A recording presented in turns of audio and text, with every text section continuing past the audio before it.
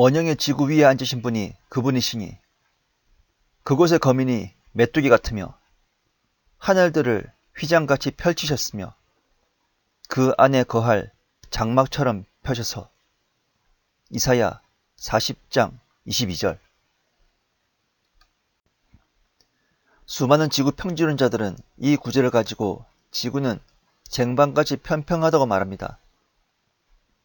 그러나 히브리어 본문의 단어는 쿠구라고 하며 그 뜻은 쟁반처럼 납작한 것이 아닌 구형을 말합니다.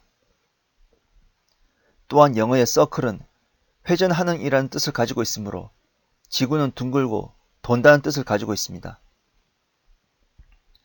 하나님께서 세상을 만드셨을 때 창조 섭리는 평면적인 2차원이 아니라 입체적인 3차원입니다.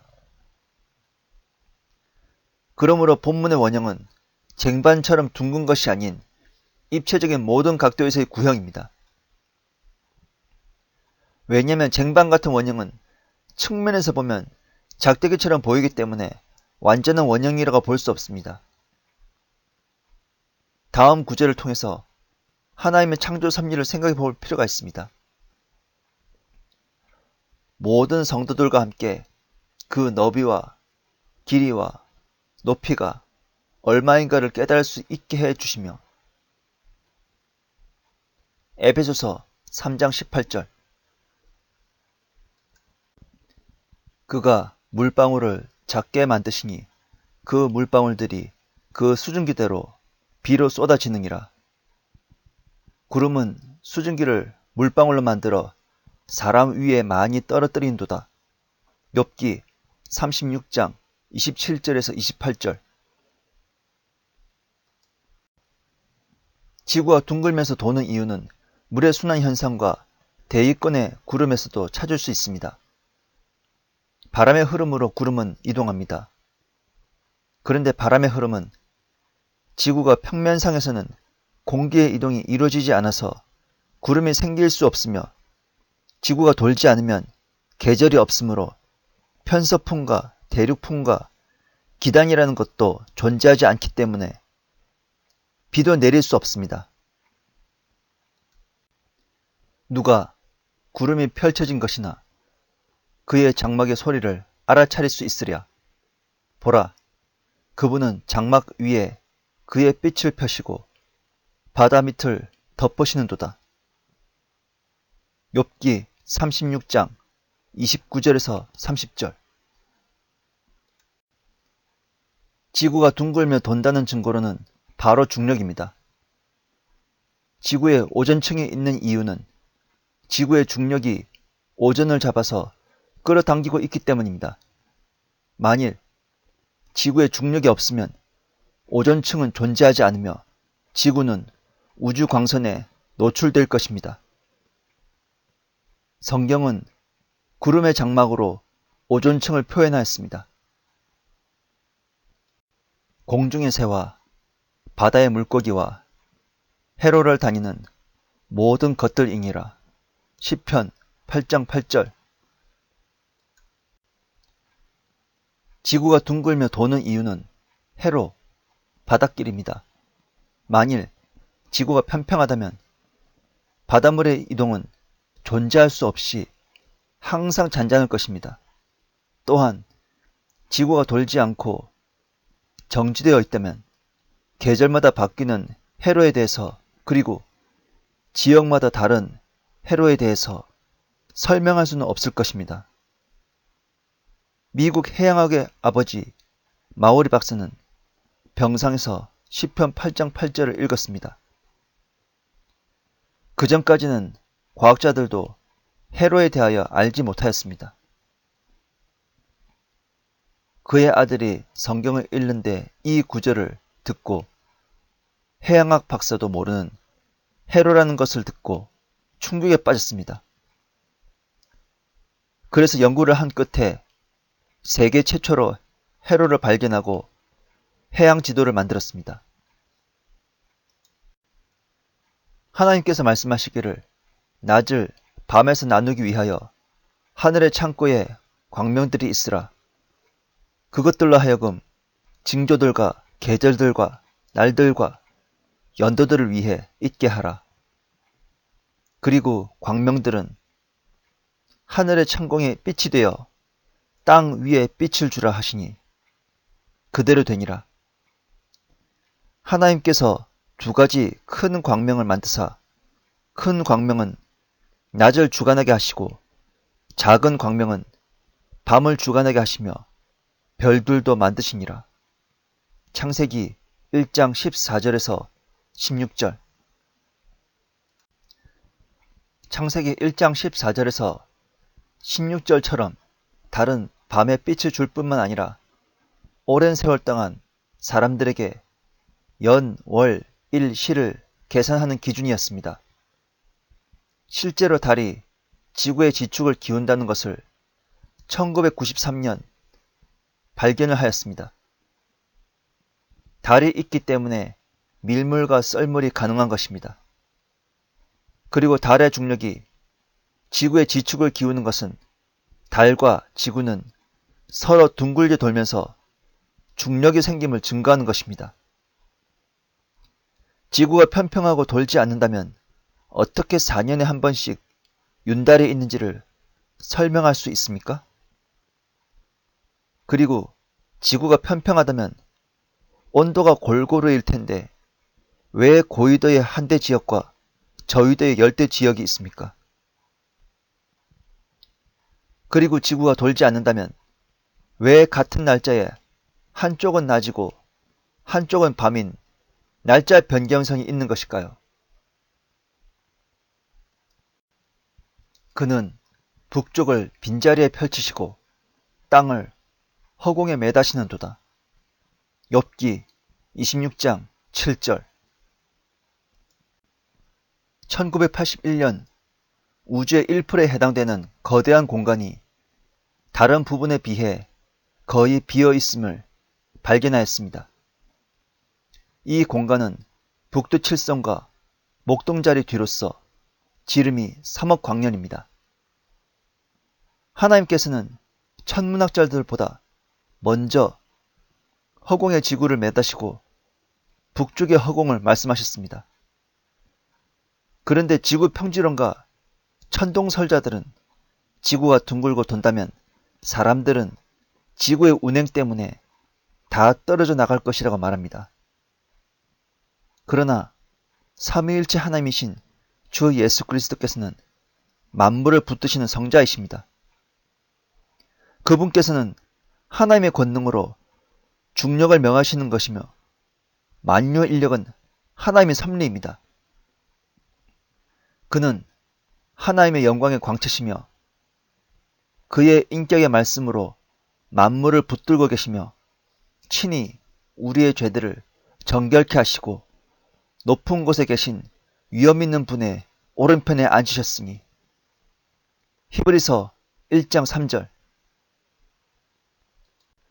그의 떠오름은 하늘 끝에서부터며 그의 회전은 하늘 끝들까지니 그 열기로부터 숨은 것은 아무것도 없도다.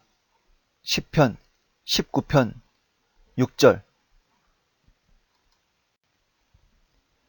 최근에 중요한 사실이 밝혀진 것은 은하계 안에 100억 개의 별들은 서로 충돌하지 않기 위해서 은하의 중심을 축으로 빠른 속도로 회전한다는 사실입니다. 태양 역시 은하계 중심을 100만 킬로미터의 속도로 운행하고 있습니다. 즉, 성경은 태양이 지구를 도는 것이 아니라 태양은 은하계 중심을 돈다는 것을 미리 알려주는 것입니다. 우리는 한 가지 짚고 넘어가야 할 것이 있습니다. 지구 평지론자들과 천동설자들은 태양과 달과 별들은 둥글며 돈다고 믿습니다. 그런데 오직 지구만 유독 평평하고 정지해 있다고 말합니다. 그러나 하나님은 혼란의 창시자가 아니십니다. 만일 지구만 평평하고 정지해 있다면 우주는 대충돌의 참사가 일어날 것입니다. 그러므로 달이 지구를 돌듯이 지구 역시 태양을 돌고 태양도 은하계 중심을 도는 것입니다. 즉, 우주의 모든 별들은 그 질서를 가지고 존재한다는 것을 의미합니다. 하나는 해의 영광이며 또 다른 하나는 별들의 영광이니 이는 영광에 있어서 한 별이 다른 별과 다르기 때문이라. 고린도전서 15장 41절. 복으로 내가 네게 복을 주고 번성으로 내가 너의 씨를 하늘의 별들처럼 또 바닷가의 모래처럼 번성케 하리니 내 씨가 그의 원수들의 문을 차지하리라. 창세기 22장 17절. 지구 평지론자들 중에는 우주는 없다고 말하는 사람도 있습니다. 그러나 하나님께서는 아브라함에게 우주에 떠있는 별들만큼 자손을 주신다고 약속하셨습니다. 그러면 하나님께서는 아브라함에게 허투루 약속하신 것일까요? 아닙니다. 하나님께서는 아브라함에게 별들만큼이라고 하셨으므로 우주에 실제적으로 존재하는 별들만큼이라는 것입니다. 또한 하나님께서는 우주에 존재하는 별들의 숫자를 아신다고 말씀합니다. 이래도 우주는 없다고 말할 것입니까? 그가 별들의 수를 헤아리시고 그들을 모두 그들의 이름으로 부르시는도다. 시편 147편 4절. 내가 플레아데스 성단의 아름다운 가문력을 묶을 수 있으며 오리온의 띠를 풀 수 있겠느냐? 욥기 38장 31절. 황소자리에 있는 플레아데스 성단은 500개의 별들이 중력에 의해 묶여서 한 떨기, 군집으로 되어 있다는 것이 밝혀졌습니다. 여기에서 가문력에 주목하십시오. 하나님께서는 플레아데스 성단이 서로 중력으로 인해 별들이 떨기 형태로 묶여져 있다는 것을 욥에게 말씀하고 있는 것입니다. 여기에서 하나님께서는 우리에게 아이작 뉴턴보다 먼저 만유 인력의 법칙을 소개하고 계십니다. 반면 오리온 성자는 별들간을 묶어주는 중력이 약해져서 풀어진다는 것이 밝혀졌습니다. 하나님께서는 과학자들보다 먼저 오리온 성자의 중력이 약해짐을 말씀하신 것입니다. 7 별과 오리온을 만들고 죽음의 그림자를 아침으로 바꾸며 낮을 밤으로 어둡게 만들며 바다의 물들을 불러 지면에다 붓는 그를 찾으라. 주가 그의 이름이니. 아모스 5장 8절. 오 깊도다. 하나님의 지혜와 지식에 부여하며 그분의 심판을 어찌 헤아리며 그분의 지나간 길을 어찌 찾아내리요. 누가 주의 생각을 알았느냐? 누가 그분의 의논자가 되었느냐? 로마서 11장 33절에서 34절. 하나님의 광대하심을 보아야 합니다. 하나님은 사람의 관점과 다릅니다. 하나님께서는 사람들이 이해할 수 있을 만큼을 가르쳐 주십니다. 구약의 율법 아래에서 되새김질을 하나 굽이 없는 동물은 먹지 못하였습니다. 토끼는 되새김을 하는 동물이 아닙니다. 그러면 성경이 틀린 것입니까? 아닙니다.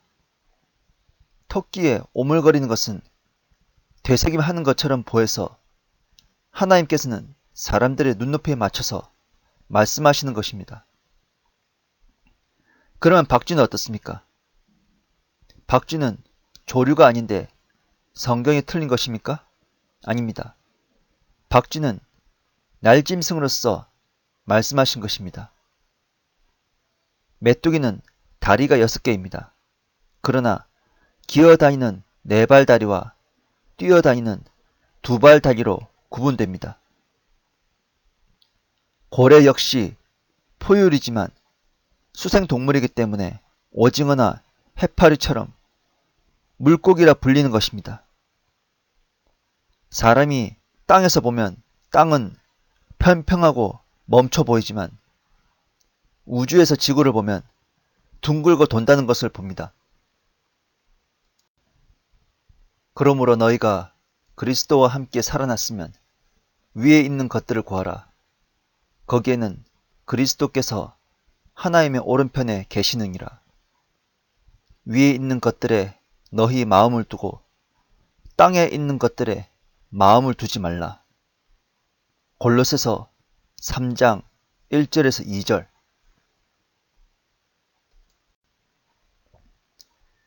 나는 지구 평지론자와 천동설자에게 묻겠습니다. 당신에게 있어서 가치 기준은 어디에 두고 있습니까? 하나님이신 주 예수 그리스도께서 계신 하늘입니까? 아니면 이 세상의 땅입니까? 지구 평지론자들과 천동설자들은 자신의 가치 기준이 땅에 있기 때문에 항상 지구는 평평하고 멈춰 있다고 거기에 집중하고 있습니다.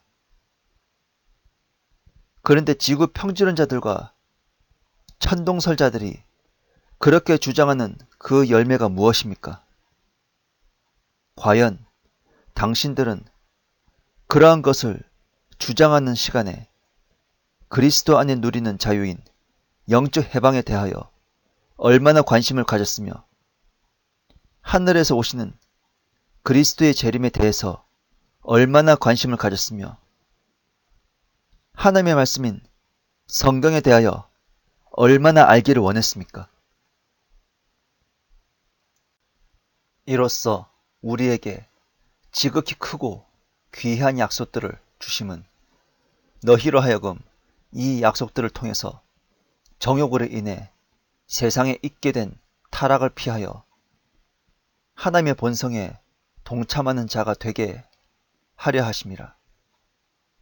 이뿐만 아니라 너희가 더욱 전심전력하여 너희의 믿음의 덕을, 덕의 지식을, 지식의 절제를, 절제의 인내를, 인내의 경건을, 경건의 형제 우애를, 형제 우애의 사랑을 더하라. 이런 것들이 너희 안에 있어 풍성해지면 그것들이 너희로 우리 주 예수 그리스도에 대한 지식에 관한 한 게으르거나 열매 없는 자가 되지 않게 할 것이라.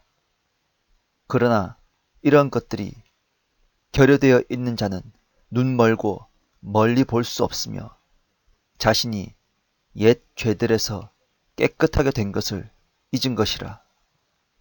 베드로 후서 1장 4절에서 9절. 그때의 선임 제사장들과 온 공회는 주를 사형에 처하려고 예수에 대하여 증거를 찾으려 하였으나 아무것도 찾지 못하더라. 이는 많은 사람이 주께 대하여 거짓 증거를 대나 그들의 증거가 서로 일치하지 않음이더라. 마가복음 14장 55절에서 56절. 우리는 여기에서 지구 평지론자들의 모습을 봅니다. 어떤 사람은 지구는 네모 반듯하다고 말하며 어떤 사람은 원반처럼 생겼다고 말하며 어떤 사람들은 반구체로서 돔형으로 생겼다고 말하며 또 어떤 사람들은 도넛 모양으로 생겼다고 말하며 또 어떤 사람은 주사위처럼 사각형으로 생겼다고 말하는 자들입니다. 지구 평지론자들은 자기들끼리도 의견이 일치하지 않는 사람들입니다. 과연 어떻게 그들의 주장을 신뢰할 수 있을까요? 오히려 지구 평지를 주장하는 자들이야말로 무슨 음모가 있는 것이 아닌가요? 이렇게 의견이 일치하지 않는다면 분명 그들은 거짓말을 하고 있는 것입니다.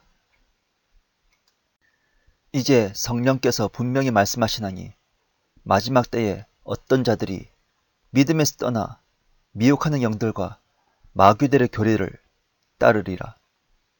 디모데전서 4장 1절.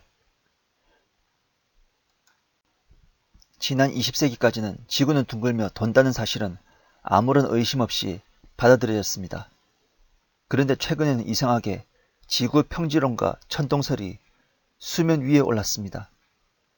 이것은 분명 마지막 때가 가까워짐으로 인해 미혹하는 영들이 지구 평지론과 천동설을 이용해서 다른 복음인 마귀들의 교리를 가르치려는 미끼입니다. 지구 평지론과 천동설을 주장한 곳은 기독교가 아니라 로마 카톨릭이었습니다. 그런데 지구 평지론자들이 기독교에 침투한 것은 과연 기독교를 믿지 않는 사람들에게 지구 평지론과 천동설을 사이비 종교를 인식하게 만들고 지구 구체론과 지동설을 믿는 로마 카톨릭을 정통 종교로 보이게 하는 사탄의 음모이며 연막술이 아니라고 장담할 수 있습니까? 과연 지구 평지론과 천동설로 기독교를 웃음거리로 만들고 배교의 길로 빠지는 도구가 되지 않는다고 장담할 수 있습니까? 기록된 바와 같이 하나님의 이름이 너희로 인하여 이방인들 가운데서 모독을 당하는도다. 로마서 2장 24절. 내 조상들이 세운 옛 지급표를 옮기지 말라. 잠언 22장 28절. 우리는 천동설과 지동설, 지구 평지론과 지구 구체론에 대해서 진지하게 생각해야 합니다. 천동설은 2세기 영지주의자의 메카인 알렉산드리아의 프톨레마이오스에 의해 주장되었으며 지구 평지론은 영지주의자들이 저작한 위경인 에녹서에서 말하는 이단 교리입니다. 단순히 견해의 차이라고 하기에는 그 파급 효과가 크며 여러 사람 실족하게 할 수 있으며 심지어는 배교의 길에 이르기까지도 합니다. 이럴 때일수록 우리는 오늘날의 지구 평지론과 천동설이라고 하는 신신학이 아닌 루터와 같은 종교 개혁자들도 인정했던 지구는 둥글고 돈다는 것을 고수해야 하는 것이며 옛 신앙을 따라야 하는 것입니다. 하나님의 뜻에 순종한다는 것은 무슨 뜻입니까? 마르틴 루터. 회개에 합당한 열매를 맺는다는 것을 뜻합니다. 쉽게 말해 내가 주인되어 살던 방식에서 벗어나 하나님이 주인된 삶을 사는 것입니다. 그렇게 순종하며 살 때 우리는 비로소 하나님의 계명을 기쁘게 지킬 수 있고 선한 열매를 일상에서 맺을 수 있습니다. 이것은 마치 지구가 태양 주위를 돌며 빛과 에너지를 받아 푸르름을 유지하는 것과 같은 이치입니다.